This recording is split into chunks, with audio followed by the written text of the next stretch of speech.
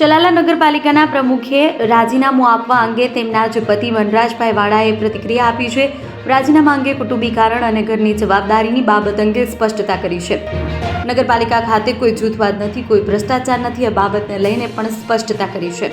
પૂર્વ નગરપાલિકાના પ્રમુખના પતિ આપેલી પ્રતિક્રિયામાં જણાવ્યું કે 24 સભ્યો અમે સાથે છીએ, વિકાસના કામમાં હંમેશા સહભાગી બનીશું। રિપોર્ટર અમીન પાયક, મહુવા, ભાવનગર। અમે જે રાજીનામું મેં આપ્યું છે એ રાજીનામાનું કોઈ કારણ નથી, કુટુંબિક કારણોસર જ મેં રાજી ખુશીથી રાજીનામું આપ્યું છે, એમાં બીજું કોઈ અન્ય કારણ છે નહીં। ભારતીય જનતા પાર્ટી એક શિસ્તબદ્ધ પાર્ટી છે, અમે બધા એના શિસ્તબદ્ધ કાર્યકરો છીએ અને અમારા 24 સભ્યો અમે સાથે છીએ, સાથે કામ કરવાના છીએ।